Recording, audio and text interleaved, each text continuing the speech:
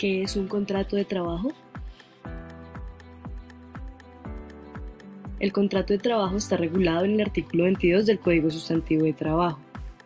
Un contrato es un acuerdo de voluntades entre dos partes, una denominada empleador y otra denominada trabajador.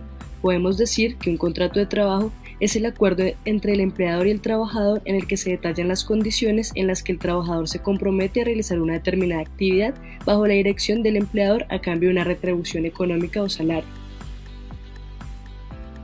Para que exista un contrato de trabajo se deben presentar los siguientes elementos. El primero de ellos es la subordinación, que es la facultad que tiene el empleador de dar órdenes o instrucciones al trabajador sobre el modo, tiempo y lugar y la cantidad de trabajo y la obligación para el trabajador de acatarlas. El segundo elemento es la prestación personal del servicio, es decir, la realización de labores por parte de una persona en beneficio de otra. Y el tercer elemento es la remuneración, es decir, el pago o retribución económica por el servicio prestado como salario. Los contratos de trabajo se clasifican o por su forma o por su duración. Por su forma se clasifican en contratos verbales o contratos escritos.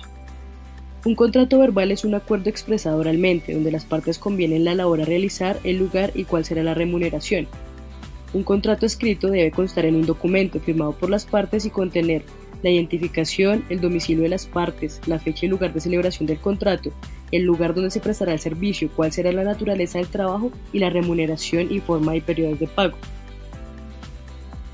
Por su duración, los contratos pueden ser a término fijo, a término indefinido, contratos por hora o labor o contratos accidentales o cancionales o transitorios. Vamos a hablar en primera medida del contrato a término fijo. El contrato a término fijo debe ser por escrito. Su duración no debe ser superior a 3 años. Estos contratos se dividen en dos: contratos a término fijo inferiores a 1 año y contratos a término fijo de 1 a 3 años. Según el artículo 46 del Código Sustantivo de Trabajo, si antes de la fecha del vencimiento del término estipulado ninguna de las partes avisare por escrito a la otra su decisión de no prorrogar el contrato con una antelación no inferior a 30 días, este se entenderá renovado por un periodo igual al inicialmente pactado.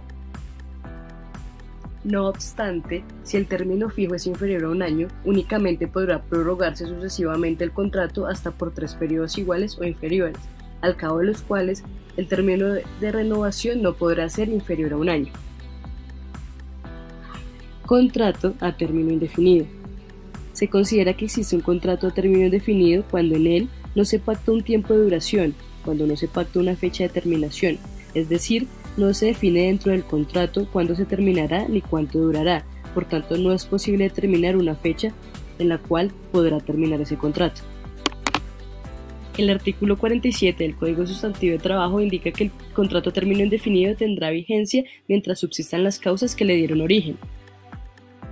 Contrato por obra o labor. Este contrato tiene las siguientes características. Primero, el contrato finaliza al finalizar la obra contratada. Segundo, no permite renovación ni prórroga.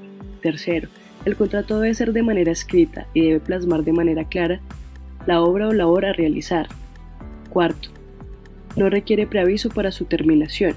Recordemos que lo único especial que tiene este tipo de contrato es su duración, y lo demás es igual a los otros contratos.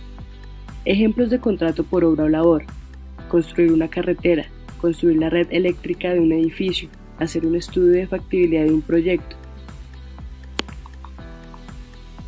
Por último, vamos a hablar sobre los contratos accidentales, ocasionales o transitorios. Estos contratos se caracterizan por tener una duración máxima de 30 días. Tienen como objeto la realización por parte del trabajador de actividades que sean ajenas al objeto social de una empresa. Y tercera, pese a su duración, implica para el trabajador el pago de prestaciones proporcionales a este tiempo laborado.